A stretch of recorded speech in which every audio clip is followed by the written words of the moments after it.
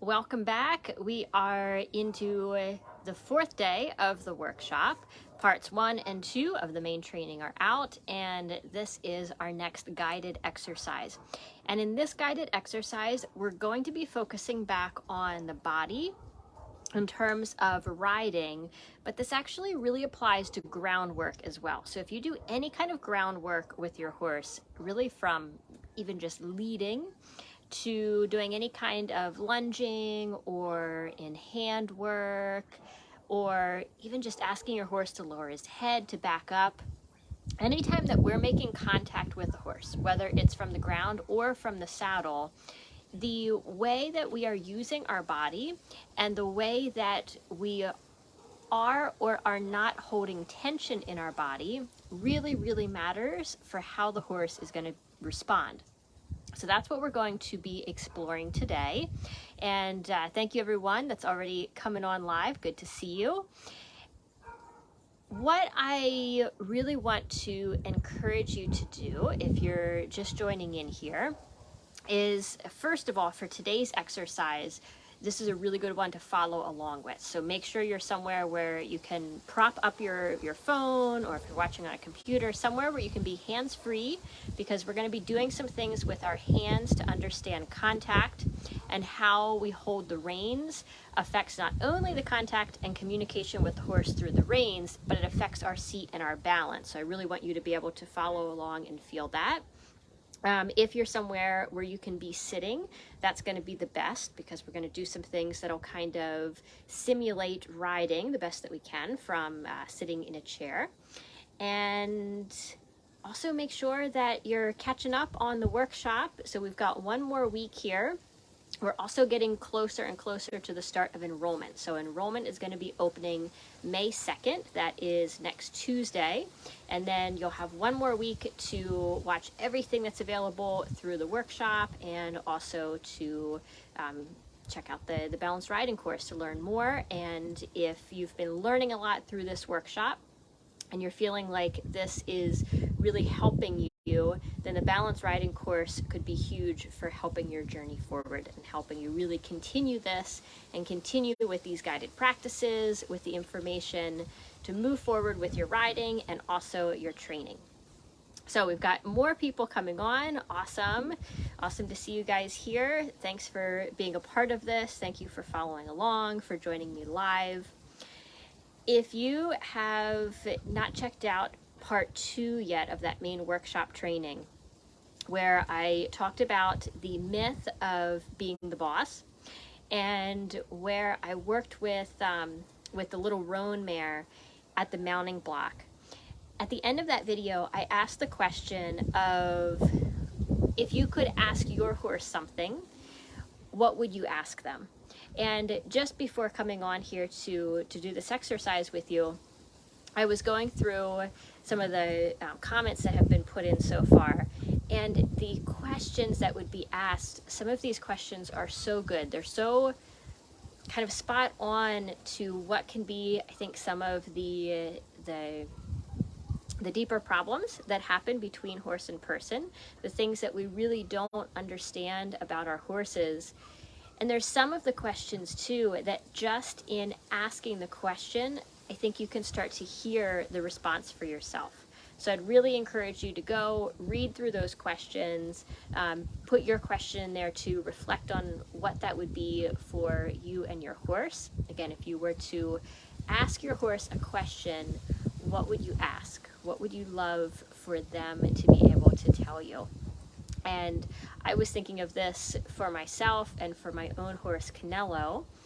And the question I would most like to ask him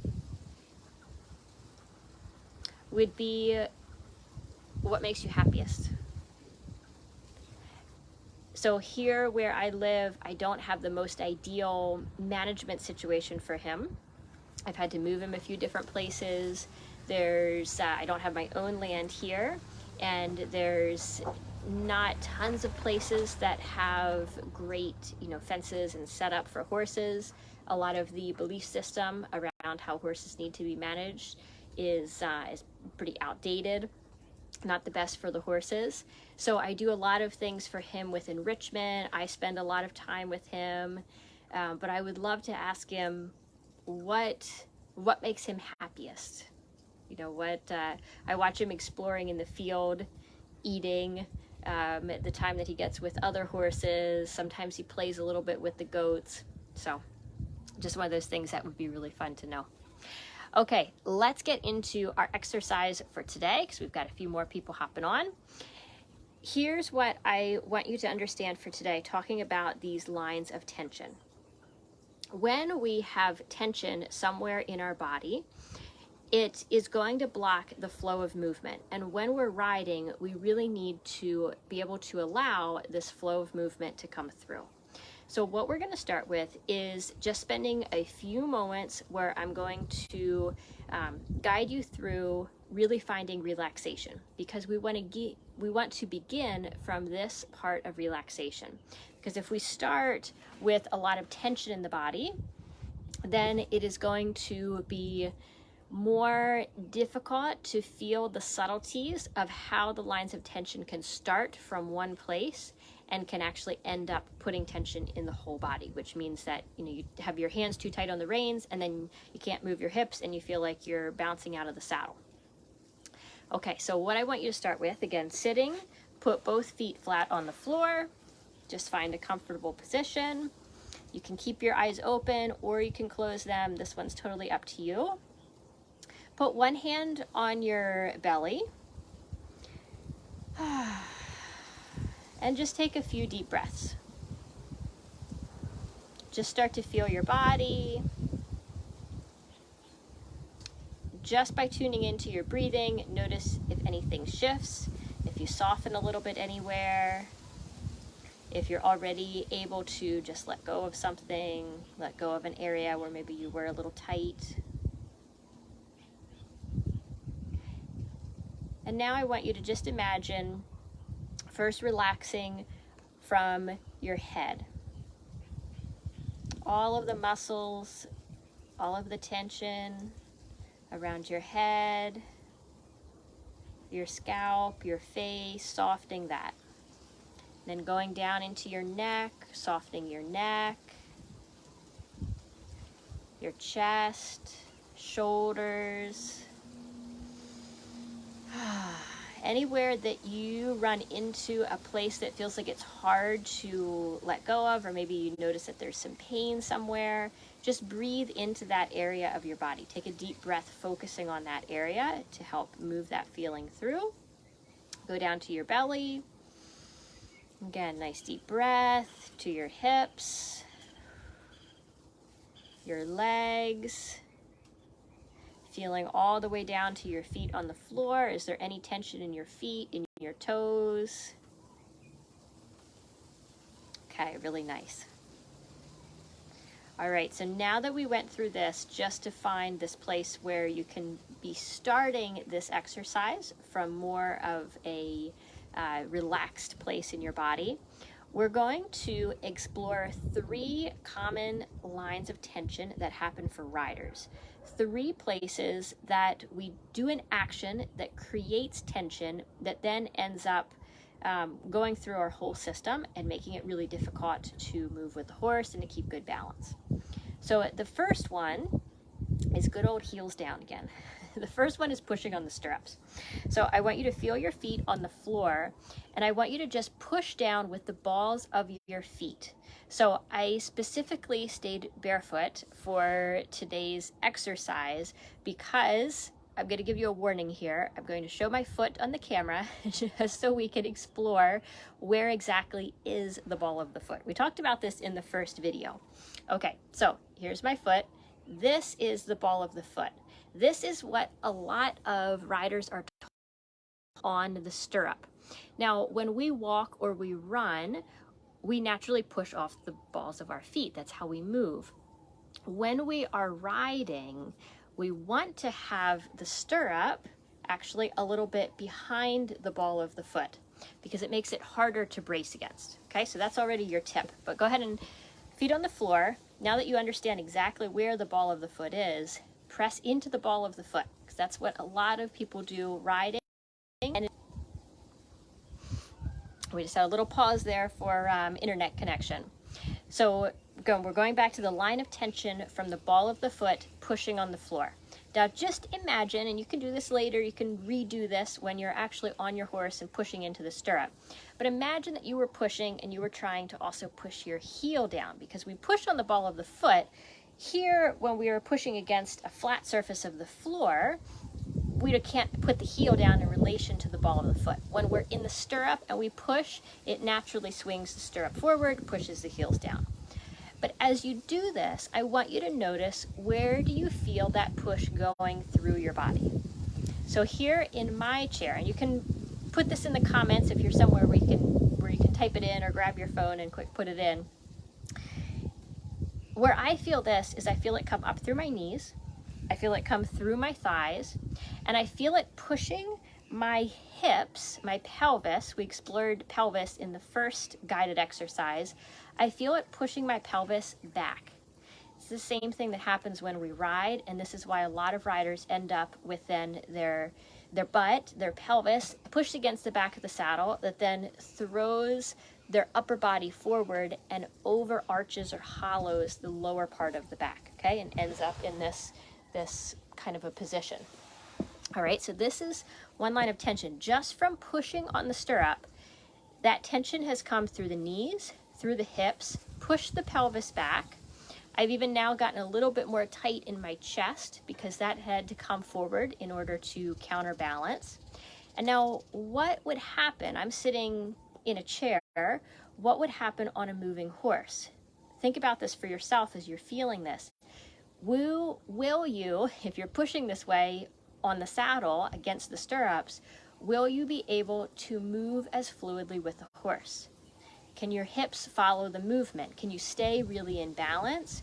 Or are you going to be staying on the horse by then using more gripping with your legs, hanging on to the reins, and having to struggle to try to stay with the movement instead of it being much more effortless?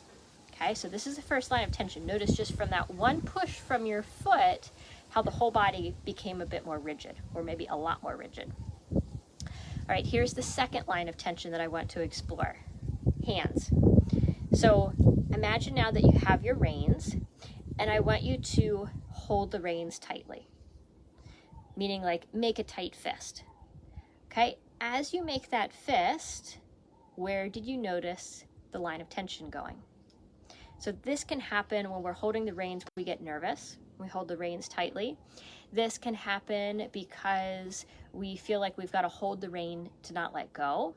This can also happen if we hold the rein without having it, without having the rein sitting well in our hand, that we've got the resistance of basically our hand, of our skin, or of the glove that we're wearing against the surface of the rein that keeps the rein steady in our hand without using a lot of tension. So if you're just holding your rein like this, pinching down with your thumb, if you're holding your rein kind of between your thumb and your fingers without closing your hand, feel how that, then you've got to pinch the rein harder in order to keep a hold of it, and again adds a lot more tension. So where are you feeling it now as you do this? Again, close your hand really tightly. Think about how you typically hold the reins, and if you hold them too tightly, where are you feeling it? I feel it for me, my wrist gets tight, my elbow gets tight, my shoulder.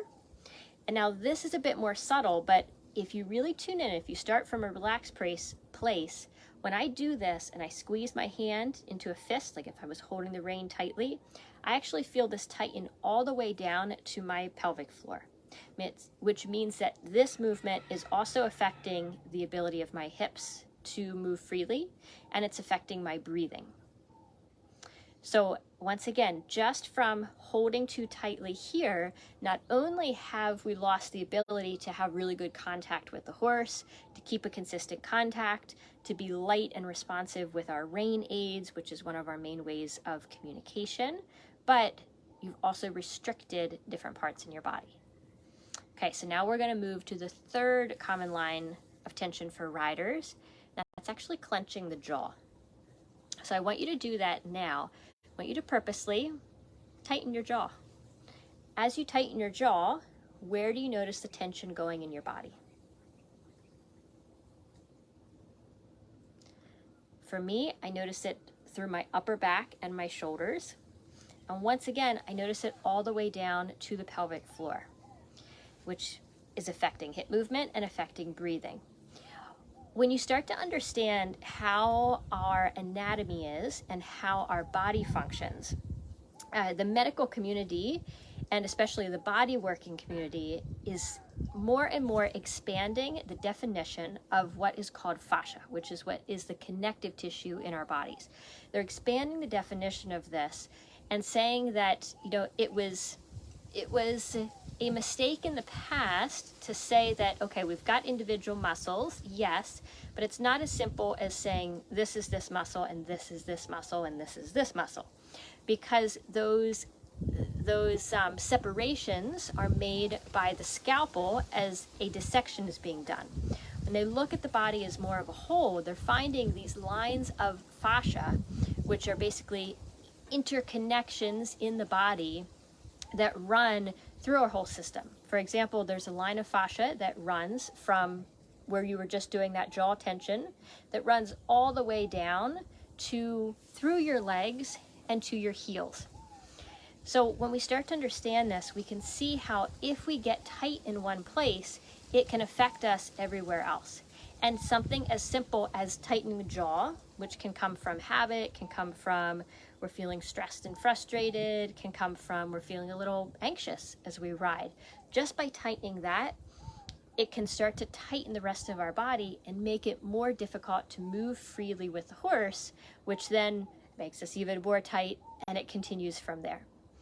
So it's so important to first just focus on an awareness of this. There's exercises that we do that I'll walk you through, that we really explore in the course, to be able to find better alignment, to be able to move, you know, with increased levels of skill, doing more and more difficult things as you're riding without using this tension, because it's a completely normal part of learning to ride. You get a little unbalanced, you're gonna have to, you catch yourself, you tighten up, you grip, but you get back in balance, you find a place of softness again in the body, and then you try again from there. So this awareness of where am I tightening, and can I let it go to start from a soft place again, is absolutely huge in really being a good rider and being able to move freely with your horse. So I hope that you enjoyed coming through this video with me. Great to have everyone on. Put in the comments, you know, if you were following along, you weren't able to type it in, put in the comments here after where you're feeling this, where you felt the tension as we went through those 3 places.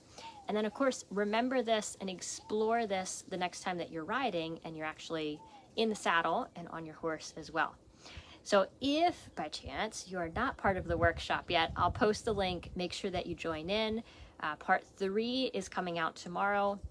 And in part 3 of the workshop, it'll be focused specifically on how to build confidence. And we'll be going through and creating a map for you on how to expand your comfort zone, how to expand your skills. And what is really important to me is the understanding of we can have confidence at any level.